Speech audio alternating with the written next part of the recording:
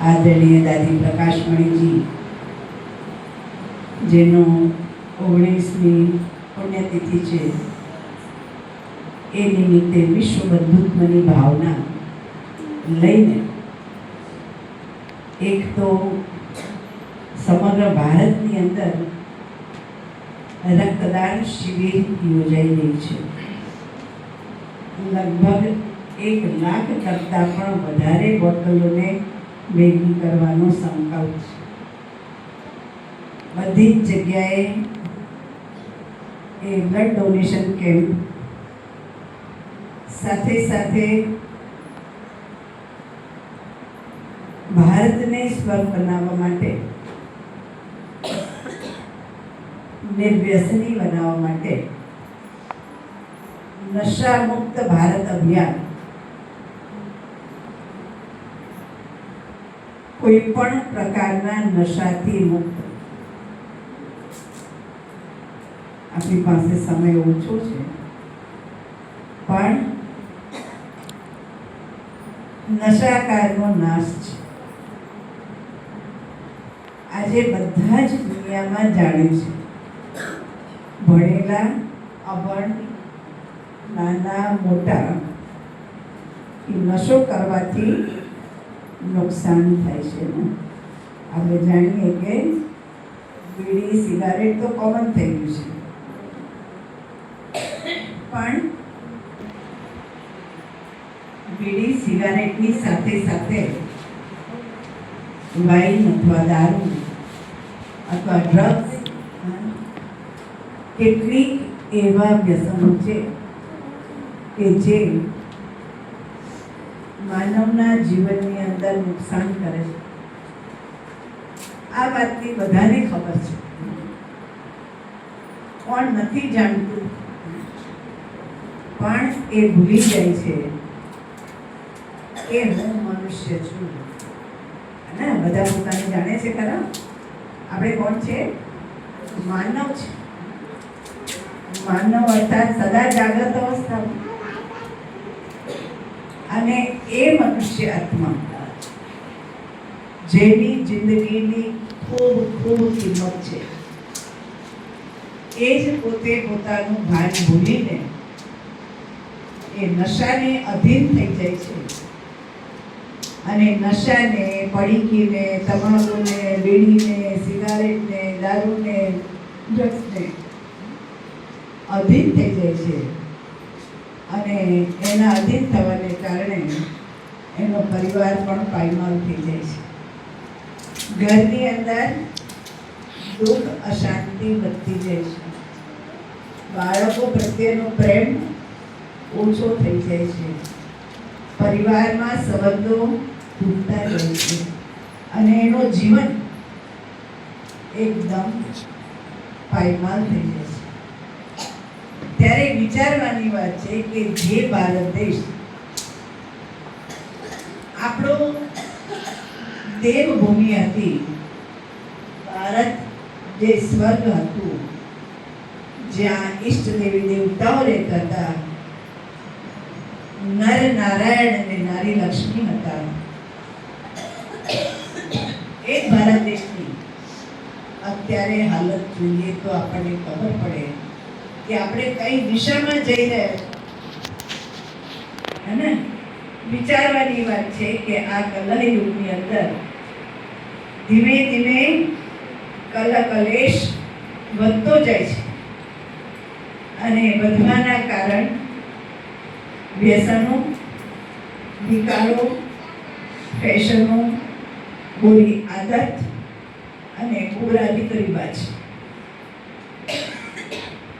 જ્યાં માનવનું શોષણ થાય છે, જ્યાં મનુષ્ય દુઃખ અને અશાંતિનો અનુભવ કરે છે અને ધીરે ધીરે સંબંધો તૂટતા જાય છે.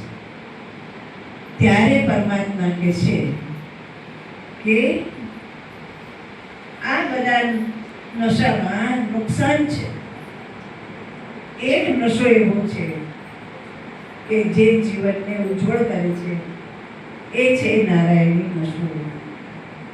જે માનવ જીવનના મૂલ્યને સમજે છે, જીવનના કિંમતને સમજે છે, એ પોતાના જીવનને શ્રેષ્ઠ બનાવે છે. જેને જિંદગીની કિંમત નથી એ માનવ પશુ તુલ્ય જીવન જીવે છે.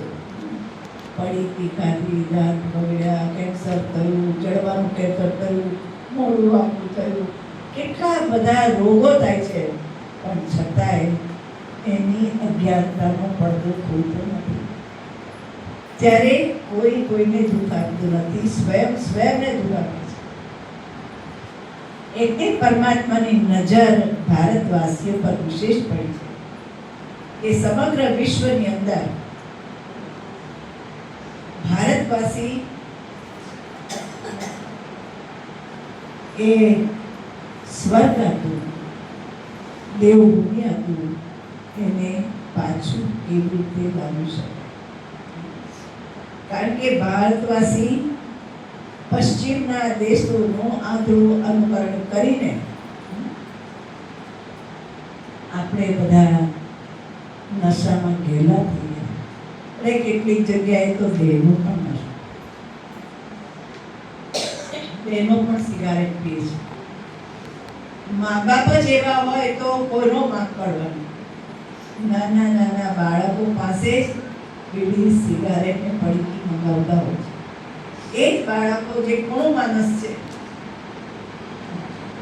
એને એવું થાય કે આ મારા પપ્પા શું ખાતા હશે, જેની ઇંતજારીને કારણે જે ફેંકી દે છે એ લઈને એનો ટેસ્ટ કરે છે, અને એ પણ નાનું બાળક એનો આદતી બની જાય છે. અમે તો નજરે જોયું છે કે 10-12 વર્ષનું બાળક એ પણ ચાંદામાના બીડી પણ પીવે ને સિગારેટ પણ પીવે ને પડીકી પણ ખાય. અને મા બાપ પછી પૂછે કે મારો બાળક મોટો થાય સરસ બને, ઓફિસર બને ને આ બને ને તે બને. ન પોતે જાગ્યા, ન બીજાને જગાડ્યા, બધાના ઘરો બરબાદ થઈ રહ્યા છે, દુઃખી થઈ રહ્યા છે અને ભિખારી થઈ નશામાં ને નશામાં દેવાળું મૂકી દે છે, ખબર નથી પડતી. ત્યારે પરમાત્મા કહે છે કે આ રક્ષાબંધન આવ્યું છે, એ વિશેષ પર્વ છે સંકલ્પની સિદ્ધિને પ્રાપ્ત કરવાની. અને ભાઈ બહેનો તો પ્રેમ હોય કોઈ ના હોય કોઈ, ઓ કરીને પ્રેમ કેટલો સ્વાર્થી પ્રેમ. બાંધીને વસ્તુ મળી તો તું પણ. અત્યારે કોઈ ઘરની અંદર એવા સંબંધોનો સ્નેહ પ્રેમ નથી. ત્યારે સાચો સંબંધ, સાચો સ્નેહ, સાચો પ્રેમ કે જે સ્નેહ પ્રેમના બંધનથી આપણે સ્વયં આત્મા પોતે પોતાની રક્ષા કરી શકીએ. ઈચ્છે છે નથી ઈચ્છતા. આ રક્ષાબંધન કોઈ ફક્ત બેન ભાઈનો તહેવાર છે? બતાવો. હા, કોનો તહેવાર છે? શુદ્ધતાનો, સાત્વિકતાનો, પવિત્રતાને લાવવાનો તહેવાર છે. જે આપણા શાસ્ત્રોની અંદર રક્ષાબંધન વિજય પર્વ કહેવામાં આવે છે, જેને વિષ તોડક પર્વ કહેવામાં આવે છે, જેને અનેક બંધનોમાંથી મુક્ત કરવામાં આવે છે. રક્ષાબંધન એ જીવન મુક્તિનો દ્વાર છે. એટલે શાસ્ત્રોમાં પણ કુંતાએ અભિમન્યુને રાખડી બાંધી. કેમ બાંધી ભાઈ? કોણ હતા આપસમાં? હા, કુંતા અભિમન્યુ કોણ હતી? માતા બોલો બોલો બોલો, નથી ખબર? દાદી હતી. હા, દાદી માને તોય માતાએ અભિમન્યુને રાખડી બાંધી. પછી ઇન્દ્રાણીએ ઇન્દ્રને રાખડી બાંધી. અને વિજયમાં જ્યારે ગયા હતા ત્યારે વિજય પ્રાપ્ત કરીને આવે એના માટે કુમકુમનું તિલક કરીને એને રાખડી બાંધવાનું. તો એ કોણ હતા? ઇન્દ્ર ને ઇન્દ્રાણી કોણ હતા? બોલો બોલો, તમે મારા કરતા શાસ્ત્રો વધારે વાંચો. પતિ પત્ની. મને તો કશી ખબર નથી. હા, અમે તો શાસ્ત્ર જોયું સુધા નથી. તો કે ઇન્દ્ર ને ઇન્દ્રાણી તો પતિ પત્ની હતા. ભય રાખડી બાંધી હતી. પેલા મા બાળકે રાખડી બાંધી અને યમુનાએ યમને રાખડી બાંધી હતી. એ કોણ હતા? ભાઈ બહેન હતા. તો રક્ષાબંધન ફક્ત ભાઈ બહેન માટેનો તહેવાર નથી, સર્વ સંબંધોને મધુર બનાવવા માટેનો તહેવાર છે. જે રક્ષા પાછળ પ્રેમ સમાયેલો છે અને એ પ્રેમ આત્મીયતા, રૂહાનિયત,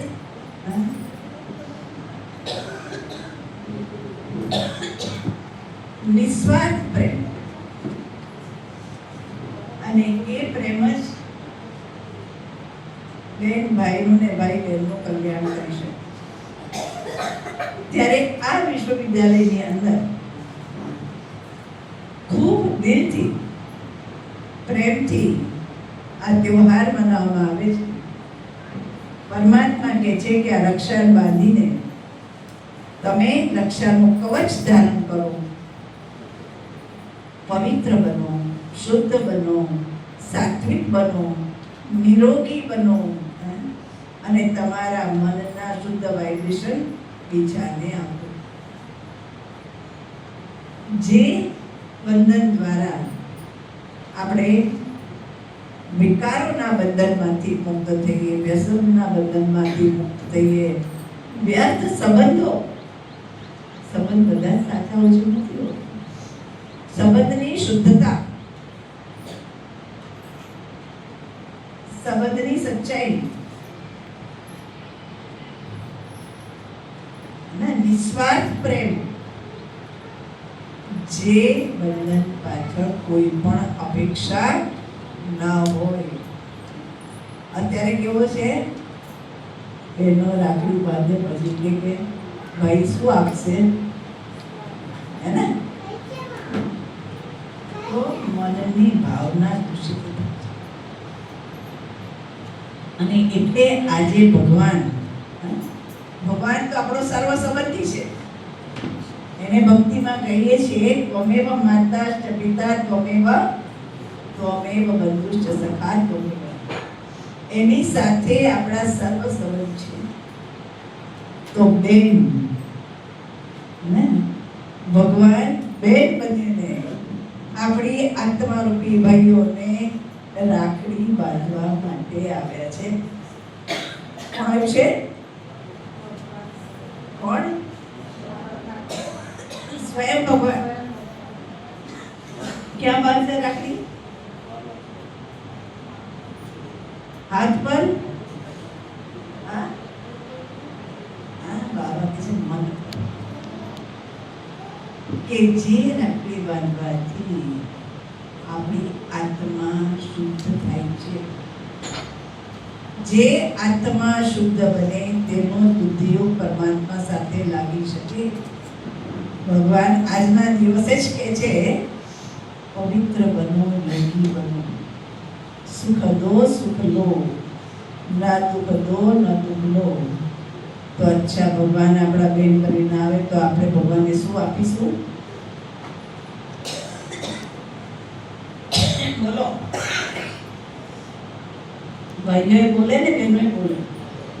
બહેનો બધી પડી ખાતી હોય છે ને બીજું શું ખાવ?